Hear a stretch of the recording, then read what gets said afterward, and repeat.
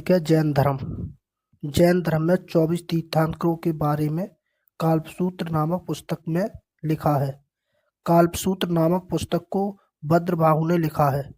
जैन धर्म में 24 तीर्थंकर हुए हैं। जैन धर्म में 24वें तीर्थंकर की जानकारी हमें कल्पसूत्र नामक पुस्तक से मिलती है। जैन धर्म में 24 तीर्थंकर की जानकारी हमें कल्पसूत्र नामक पुस्तक से मिलती है। कल्पसूत्र नामक पुस्तक को किसने लिखा है? कल्पसूत्र नामक पुस्तक को भद्रबाहु ने लिखा है। कल्पसूत्र की रचना किसने की है? कल्पसूत्र की रचना किसने की है? कल्पसूत्र की रचना भद्रबाहु ने की है। भद्रबाहु ने बताया कि जैन धर्म में 24 तीर्थंकर हुए हैं। जैन धर्म में 24वें तीर्थंकर महावीर स्वामी हैं। कौन सा धर्म सिंधु घाटी सभ्यता के समकालीन था? तो जैन धर्म सिंधु घाटी सभ्यता के समकालीन था। बौद्ध धर्म और जैन धर्म दोनों धर्म को माना जाता है कि लगभग एक साथ या एक समय पर इनकी उत्पत्ति हो रही थी। जैन धर्म बौद्ध धर्म से ज़्यादा पुराना है। जैन धर्म की शुरुआत 6वीं शताब्दी ईसा पूर्व में हुई थी। बौद्ध धर्म की शुरुआत 5वीं शताब्दी ईसा पूर्व में हुई थी। जैन धर्म की स्थापना महावीर स्वामी ने की थी। बौद्ध धर्म की स्थापना गौतम बुद्ध ने की थी। जैन धर्म सिंधु घाटी सभ्यता के समकालीन था। ऋषभदेव जैन धर्म के प्रथम तीर्थंकर थे। ऋषभदेव जैन धर्म के प्रथम तीर्थंकर थे। ऋषभदेव जैन धर्म के संस्थापक थे। जैन धर्म के वास्तविक संस्थापक महावीर स्वामी थे। जैन धर्म के वास्तविक संस्थापक महावीर स्वामी थे। ऋषभदेव द्वारा दी गई 2 शिक्षाएं। नंबर 1 अहिंसा, नंबर 2 अपरिग्रह। अहिंसा का अर्थ है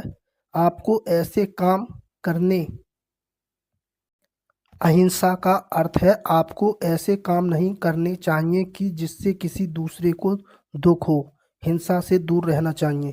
अपरिग्रह का अर्थ है किसी भी तरीके के धन को इकट्ठा नहीं करना चाहिए या संचय नहीं करना चाहिए। लेकिन वर्तमान समय में ऋषभदेव की बात का कोई मतलब नहीं है, लेकिन आज के दौर में सब कुछ पैसा है। जैन धर्म के पहले तीर्थंकर ऋषभदेव थे। इनकी 2 शिक्षा थी, अहिंसा प्लस अपरिग्रह। ऋषभदेव का प्रतीक चिन्ह सांड था। ऋषभदेव का उपनाम केसरिया देव या आदिनाथ था। ऋषभदेव का वर्णन ऋग्वेद में मिलता है। ऋषभदेव का वर्णन किस ग्रंथ में मिलता है? ऋषभदेव का वर्णन ऋग्वेद में मिलता है। ऋग्वेद के 2 पुत्र थे, भरत और महाबली या बाहुबली। ऋषभदेव के 2 पुत्र थे, नंबर 1 भरत, नंबर 2 बाहुबली या महाबली। महाबली या बाहुबली की मूर्ति श्रवणबेलगोला कर्नाटक में है। महाबली या बाहुबली की मूर्ति को श्रवणबेलगोला में किसने बनवाया था? तो चामुंडा राय ने बनवाया था। नोट: बौद्ध धर्म में गौतम बुद्ध की मूर्ति को पहले बनवाया गया है और पूजा गया है। जैन धर्म में मूर्ति को बाद में बनवाया गया है। जैन धर्म में दूसरे तीर्थंकर अजीतनाथ हुए हैं। अजीतनाथ का प्रतीक चिन्ह हाथी था। तीसरे तीर्थंकर संभवनाथ हुए हैं, जिनका प्रतीक चिन्ह घोड़ा था। 21वें तीर्थंकर जैन धर्म में 21वें तीर्थंकर अमीनाथ हुए हैं, जिनका प्रतीक चिन्ह नीलकमल था। 22वें तीर्थंकर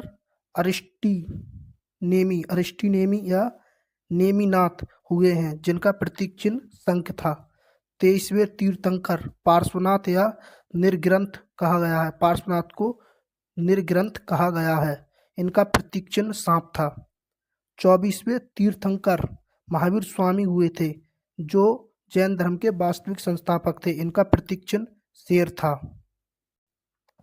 24वें तीर्थंकर महावीर स्वामी, जो जैन धर्म के वास्तविक संस्थापक थे, इनका प्रतीक चिन्ह शेर या सिंह था। निर्ग्रंथ का अर्थ है सांसारिक बंधनों से मुक्त होना। 23वें तीर्थंकर पार्श्वनाथ।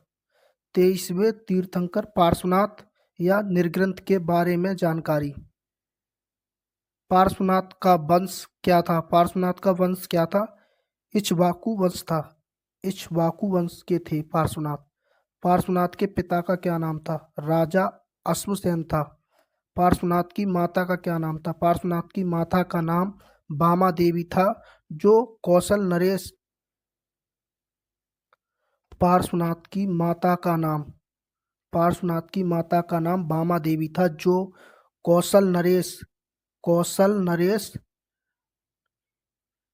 कौशल नरेश नरवर्मन की पुत्री थी। इनकी पत्नी का नाम प्रभावती था। जैन धर्म में मृत्यु को क्या कहा जाता है? जैन धर्म में मृत्यु को निर्माण कहा गया है। पार्श्वनाथ की मृत्यु या निर्माण सम्मेद शिखर पर प्राप्त हुआ था। पार्श्वनाथ की मृत्यु या निर्माण उनको सम्मेद शिखर पर प्राप्त हुआ है। पार्श्वनाथ ने जैन धर्म में 4 शिक्षाएं दी हैं। 4 टीचिंग्स। नंबर 1 सत्य, नंबर 2 अहिंसा, नंबर 3 अस्तेय, नंबर 4 अपरिग्रह।